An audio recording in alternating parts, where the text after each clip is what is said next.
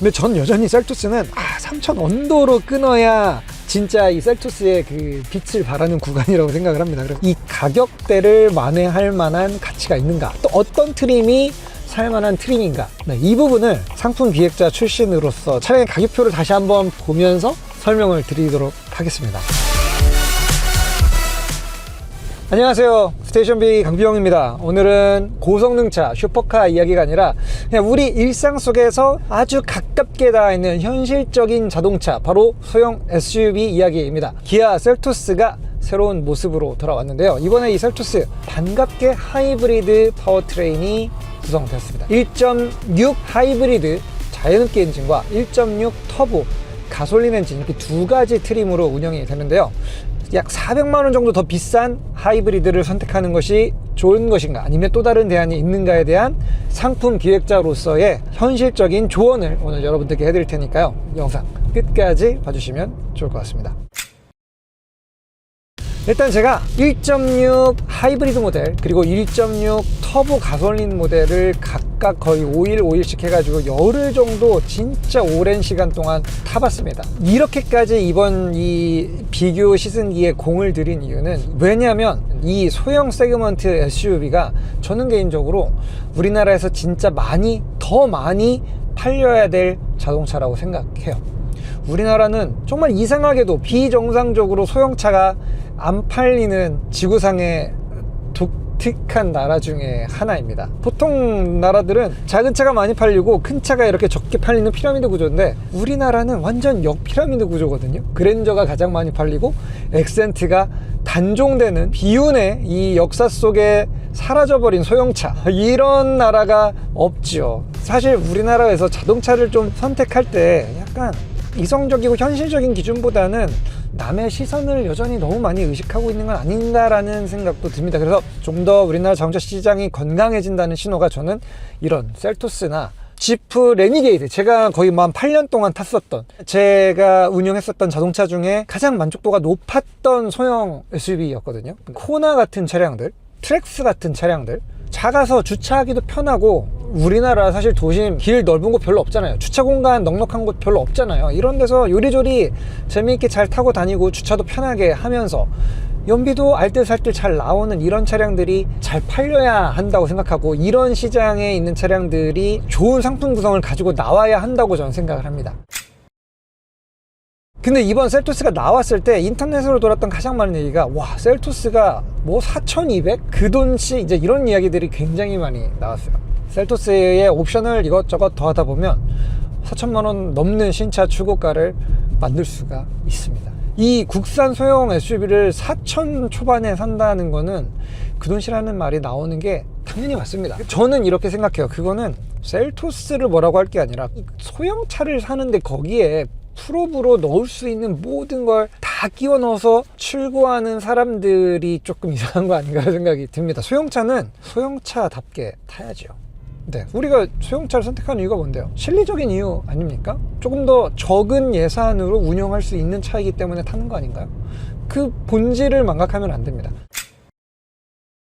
자, 그래서 셀토스 가격을 한번 들여다보면, 같은 엔트리급 트림 기준으로 봤을 때 하이브리드가 1.6 터보 가솔린보다 약 400만원 정도 더 높은 가격대를 가지고 있습니다. 이 400만원 정도 되는 격차는 순수하게 파워트레인만의 격차는 아니에요. 하이브리드가 들어가면서 하이브리드 모델은 뒤쪽이 멀티링크 독립현가가 기본으로 들어가게 됩니다. 1.6 가솔린 터보는 4륜 구동 옵션을 넣어야지만 그게 들어가게 되거든요. 그리고 하이브리드 모델의 기본형 트림에서도 약 한 50만원대 되는 대형 12.3인치 모니터 안에 들어가는 기본적인 인포테인먼트 시스템의 옵션 차이, 그리고 또 이 로터리식의 컬럼식의 기어 시프트 등의 옵션 가격에 업이 있습니다. 그러니까 그걸 대략 한 100만원어치 정도의 제가 옵션 가치라고 생각을 하는데, 그걸 상회하면 하이브리드 구동계가 약 300만원 정도 더 비싼 셈이 되는 거죠. 자, 그럼 이제 여기서 관건은 과연 그 300만원이 연료 비용으로 그리고 하이브리드의 장점으로 회복될 수 있는가, 그 답을 찾기 위해서 제가 열흘 동안 셀토스를 정말 꼼꼼하게 두 가지 모델을 다 타봤습니다. 일단 가솔린 터보의 장단점부터 한번 가볼게요. 일단 가솔린 터보 생각보다 이 출력에 대한 갈증은 거의 느낄 수가 없습니다. 사실 저는 개인적으로 소형차의 디젤 엔진 궁합을 굉장히 좋아하거든요. 디젤 엔진 배기량이 좀 작아도 굉장히 두터운 토크감으로 시원시원하게 나갈 수가 있고, 또 배기량 작은 디젤 엔진들이 조용한 편이라서 그렇게 소음에 대한 부담도 적게 탈 수 있는 조합인데, 아쉽게도 이제 국산차는 디젤 엔진을 다 내려놓는 추세죠. 근데 어쨌든 1.6 터보 가솔린이 그 디젤 엔진의 그 두터운 토크감을 어느 정도 커버해 줄 수 있는 엔진인 건 맞는 것 같아요. 그리고 성능도 꽤 괜찮아요. 최고 속도도 거의 210 이상이 나올 정도로 소형 SUV 치고는 시원시원한 출력대를 보여주고 있는 엔진입니다. 그리고 1.6이기 때문에 살살 밟을 때에는 연비도 생각보다 괜찮아요. 저는 이 1.6 터보 엔진이 소나타에 들어갔을 때부터도 이런 중형 세단급까지도 끄는 데는 아쉬움이 없을 정도의 토크 커브를 가지고 있고, 연료 효율성도 같이 확보를 했다고 해서 꽤 좋아했던 엔진이었는데, 역시나 셀토스 정도 되는 크기, 1.5톤 정도 되는, 그리고 이 4.5m 같이 안 되는 소형 SUV를 끌기에도 부족함이 없는 모습을 보여줬습니다. 단점은요, 1.6 가솔린 터보는 승차감이 제 예상보다 조금 더 떨어졌어요. 제가 타봤던 시승 차량은 가솔린 1.6 터보에 오릴 드라이브 옵션이 들어가고 19인치 휠까지 들어가 있는 버전이었거든요. 근데 오릴 드라이브 버전이 들어가면 뒤쪽이 독립 현가로 가기 때문에 승차감에서 약간의 이득이 있고요. 그리고 또 통상 가로 배치 엔진에서는 사륜 구동기가 들어가주면은 승차감의 개선에 효과를 주는 경우들도 조금 존재하거든요. 근데 그럼에도 불구하고 가솔린 터보의 풀옵 옵션이었던 그 차의 승차감은 굉장히 충격적일 정도로 좀 안 좋았어요. 공기압을 막 빼보기도 했지만 근본적으로 그 거친 느낌들은 지워내기가 좀 어려웠습니다. 그래서 일단 저는 19인치 스펙은 별로 이렇게 추천하고 싶지 않은 그런 대목들이 좀 있는 것 같아요. 자, 그럼 하이브리드 모델을 타봤을 때는 어땠냐? 일단 하이브리드 모델답게 연비가 굉장히 훌륭합니다. 특히 이렇게 매일매일 출퇴근 이동수단으로 활용하시는 분들, 도심을 지나시는 분들이라면 하이브리드 모델은 진짜 인상적인 연비를 보여줘요. 지금도 막히는 퇴근 시간대에 제가 요리조리 좀 타보고 있는데 찍혀 있는 게 지난 30분 동안 22.6km 정도 연비가 찍혀 있습니다. 이 시승차가 지난 한 4,000km 정도를 탄 아주 긴 시간 동안의 평균 연비 역시도 17.6 정도, 수렴 연비가 17점대 후반, 거의 18 가까이 돼요. 그러면 이것도 굉장히 좀 인상적인 수치라고 할 수 있죠. 또 하나의 장점은 제가 느끼고도 약간 이해는 잘 안 됩니다만, 승차감이 하이브리드 쪽이 똑같은 19인치 기준으로도 1.6 터보 가솔린보다 더 좋습니다. 뒤쪽은 동일한 독립현가 멀티링크 타입이고, 하이브리드는 대신 전륜 구동계만 들어가 있고, 배터리 무게 때문에 실질적인 공차 중량은 가솔린 모델보다 조금 더 무거운데도 불구하고 승차감의 밸런스는 확실히 하이브리드 쪽이 조금 더 매끈해요. 제가 표준 공기압보다 1psi, 2psi 정도를 조금 낮춰서 지금 시승을 해보니까 여기가 좀 딱 옵티멀 포인트인 것 같더라고요. 그럼에도 연비에는 크게 부정적인 영향을 미치지 않는 수준에서 잘 마무리가 되는 것 같습니다. 그래서 승차감은 하이브리드 쪽이 조금 더 우세했다. 하지만 단점, 이건 좀 타보기 전까지는 생각도 못했는데, 생각보다 기본적인 이 차에서 느껴지는 파워가 약합니다. 이게 1.6에 그래도 전기 모터가 32kW 정도를 보태주는 시스템임에도 불구하고 이 차는 그냥 진짜 살살 연비용으로만 탈 때 만족할 수 있는 움직임이고요. 내가 조금 빠르게 가속을 하고 싶다 할 때는 변속도 약간 둔하고, 그리고 제대로 기어가 붙어서 달리기 시작하고 전기 모터가 합선 출력을 낸다고 해도 그렇게 인상적이지가 않습니다. 게다가 1.6 가솔린 터보가 아까 최고속도가 210을 넘어가는데 반해 이 차의 최고속도는 180을 채 넘기지 못할 정도로 달리기 퍼포먼스 면에서는 격차가 꽤 많이 벌어지기는 합니다. 약간 서로 일장일단이 있거든요. 그럼 결국 중요한 건 이 가격대를 만회할 만한 가치가 있는가, 또 어떤 트림이 살만한 트림인가, 이 부분을 상품 기획자 출신으로서 제가 조금 분석을 좀 해보고 차량의 가격표를 다시 한번 보면서 설명을 드리도록 하겠습니다.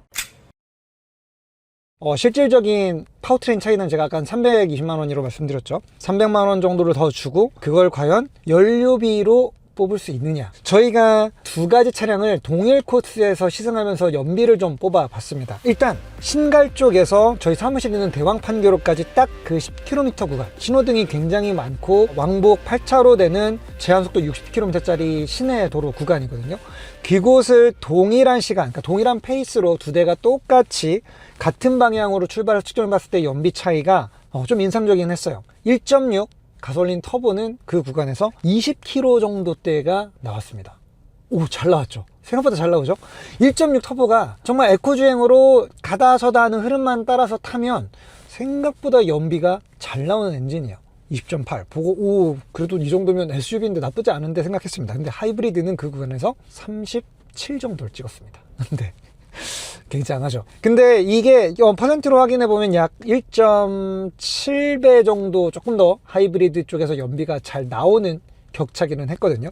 그런데 완전 막히는 도심에서 운행을 한다, 이 기준으로 봤을 때는 그 격차가 조금 줄어듭니다. 하이브리드 같은 경우에는 완전히 막히는 출퇴근길에서만 탔을 때 얘는 한 20km, 20km에서 22km 사이 정도의 연비가 나왔고요. 그리고 그냥 가솔린 터보 모델 같은 경우에는 한 12에서 13 정도가 나왔습니다. 그러니까 그 격차가 한 8에서 9km 정도 차이가 나는 셈이었고요.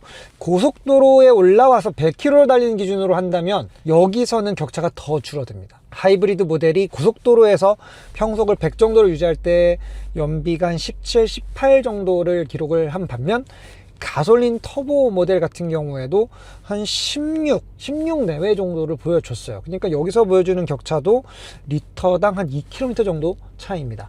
그러니까 이 정도의 격차면 4년, 5년 정도 타서 하이브리드를 더 비싸게 주고 탄다고 해도 기름값으로 그 격차를 회복하기에는 어려운 수치입니다. 그러니까 여러분들이 하이브리드를 선택하실 때는 기름값을 뽑는다는 생각보다는 조금 더 비싼 모델을 사서 나중에 되팔 때도 좀 더 리세일 밸류를 좀 더 높게 받는다, 이렇게 접근하지 않으시면은 사실상 경제적인 포인트에서는 하이브리드를 가야 될 이유는 딱히 찾기가 어려운 것 같아요.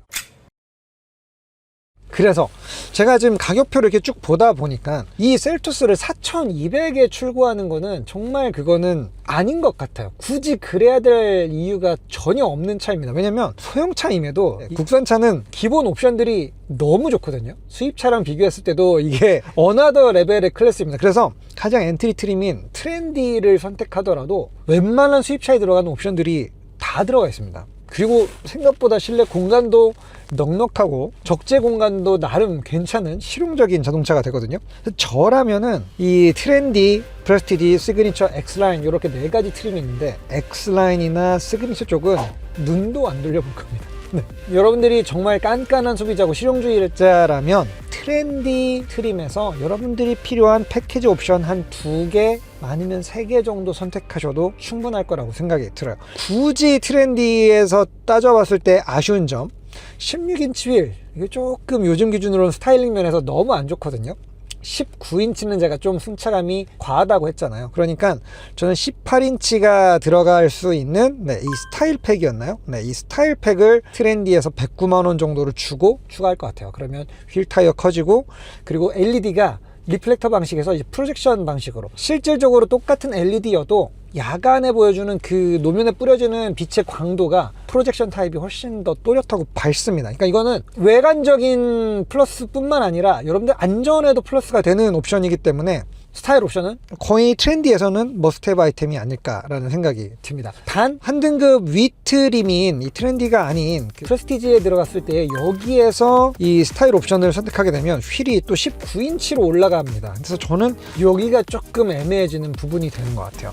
왜냐면 트렌디에서는 스타일을 넣으면 18인치 휠을 가지면서 프로젝션 LED를 가질 수가 있었는데, 프레스티지 트림에서 스타일을 넣으면 프로젝션 LED는 갖는 대신에 19인치라고 하는 승차감에서 분리할 수밖에 없는 그 휠도 억지로 달아야만 합니다. 그러니까 제가 볼 때 최적 포인트는 18인치의 프로젝션 LED 헤드램프의 조합인데, 이건 결국 트렌디 트림을 선택해야지만 갈 수 있는 조합이 되더라고요. 그래서 저는 트렌디 트림을 적극 강추합니다. 그래서 트렌디 스타트 가격이 가솔린 터보 기준으로 2,477만 원밖에 안 합니다. 2,477만 원에 기본적인 에이더스 시스템 다 들어가고요. 주행 모드 뭐 이런 거 다 들어가고요. 그리고 기본 트렌디에는 이 1열 열선은 달아주면 통풍은 기본은 아니거든요. 근데 어차피 이게 또 직물 시트다 보니까 인조 가죽으로 업그레이드를 하면 통풍 시트가 따라오는 옵션이 있습니다. 이게 컨비니언스 패키지라고 하는 이 옵션을 선택하면 바이오 인조 가죽 시트와 1열 통풍 그리고 하이패스까지 같이 따라옵니다. 이게 64만 원. 네. 이 옵션을 같이 생각하면 가격도 나쁘지 않은 것 같아요. 그래서 저라면은 요 딱 두 가지 스타일하고 컨비니언스 요 두 가지 정도 넣고 블랙박스 그냥 애프터마켓용으로 쓰는 게 귀찮다면 빌트인 캠 정도까지 넣고 마무리할 것 같아요. 계기판도 저는 12.3인치 클러스터 굳이 선택 안 할 것 같습니다. 그래도 여전히 가운데 한 4.3인치였나? 작은 컬러 모니터가 들어오게 되고요. 그리고 이 가운데에 있는 내비게이션 화면은 기본적으로 12.3인치가 들어와요. 내비게이션 옵션을 선택하지 않아도 10.3인치가 들어오고 여러분들 스마트폰으로 미러링해서 카플레이나 안드로이드 오토를 이용해서 내비를 보실 수도 있기 때문에 저는 내비게이션도 굳이 필요 있나라는 생각이 들긴 합니다. 그래서 이 두 가지만 선택을 하게 되면 옵션 가격만 173만 원이니까 기본 가격에다 173을 더했을 때 2,600만 원대의 셀토스 가솔린 터보를 구매하는 게 가능해지죠. 4,200이 아니고 2,600만 원대라면 굉장히 좋은 가성비 아닐까라는 생각이 듭니다. 여러분들이 만약에 이 셀토스를 구입해서 주말에 가족여행을 멀리 가거나 이런다면 저는 하이브리드보다는 가솔린 터보를 오히려 추천을 할 것 같아요. 하지만 진짜 막히는 길 위주로 속도를 그렇게 낼 필요도 없이 더 큰 출력도 필요하지 않고 나는 도심 안에서 쓰는 비율이 거의 80~90%다 하신다면 그때는 하이브리드 모델을 고려해 보시는 것도 괜찮을 것 같습니다. 어쨌든 기름값으로 이걸 못 뽑는다고 해도 리셀 밸류 면에서 그래도 조금 더 비싸게 값을 받을 수 있으니까 그렇게 접근하시면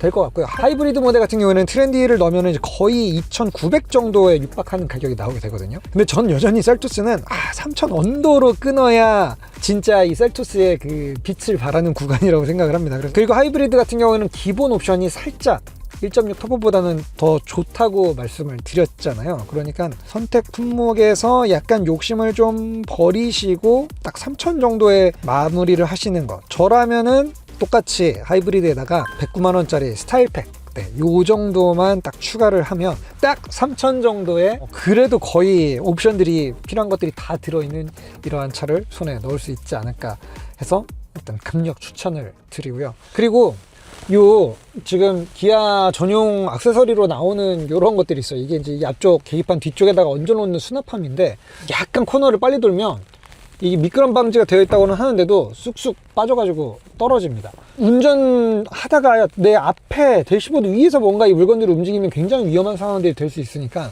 저는 이거는 별로 추천해드리지 않을 것 같고요. 그 대신 컵홀더 주변을 정리하는 이 트레이는 진짜 기가 막힙니다. 요거는 두면 가운데 있는 수납 공간들을 알뜰살뜰 챙기기가 괜찮다. 그리고 이게 스마트폰 무선 충전 패드에다가 놓는 요 액세서리 전용 상품도 있습니다. 요거 놓으면 일단 충전 패드 이렇게 볼록 튀어나와 있는데 그 단차가 정리되면서 되게 깔끔한 느낌으로 정리된 느낌을 주기는 하거든요. 그리고 폰도 조금 더 잘 안 미끄러지는 것 같아요. 근데 이걸 쓰다 보면 약간 저 충전할 때 그 열이 발열이 좀 잘 안 빠져서 조금 더 뜨끈뜨끈해지는 느낌들도 있으니까 요거는 좀 참고하시고 결정하시면 좋을 것 같습니다. 셀토스 2,000만 원대에 사시면 정말 만족할 만한 자동차인 것 같아요. 절대 4,000만 원짜리 차로 접근하지 마시고 그냥 이 차는 정말 툴카예요. 우리 일상 속의 도구처럼 쓰는 자동차고 소형차 대부분이 그렇습니다. 근데 셀토스 같은 경우는 약간 리틀 모하비 같은 느낌을 주는 되게 박시한 스타일에 되게 당당해 보이는 외관까지 가지고 있으니까 약간의 컬티카의 기질도 저는 가지고 있다고 생각하거든요. 그래서 셀토스뿐만 아니라 이 B세그먼트에 해당되는 소형차들 해치백을 포함해서 SUV건 뭐든 이런 차량들이 저는 한국 도로에서 좀 더 많이 보이는 날이 어서 빨리 좀 왔으면 좋겠습니다. 정말 실용적이고 우리 마음에 드는 거품 없는 차를 타보면 얼마나 좋을까요? 이런 얘기를 하면서 사실 이 말씀을 좀 드리고 싶어서 셀토스 리뷰를 좀 꼼꼼하게 한번 해봤고요.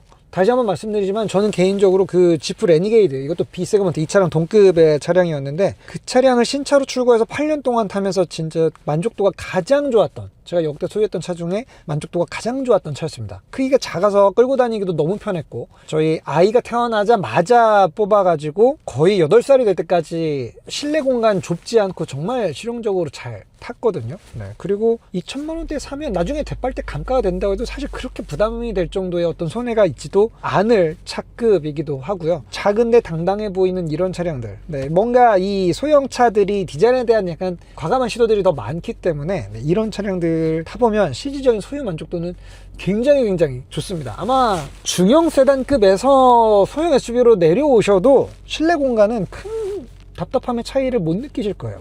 앞뒤로 좀 짧은 대신에 위로 넓은 이 공간이 주는 쾌적함이 또 이 소형 세그먼트 SUV의 큰 장점이니까요. 자, 여기까지 해서 오늘 셀토스 리뷰 마무리하도록 하고요. 또 다음에 굉장히 재밌는 차 기다리고 있으니까 저희 다음 영상도 많이 기다려 주시면 감사하겠습니다.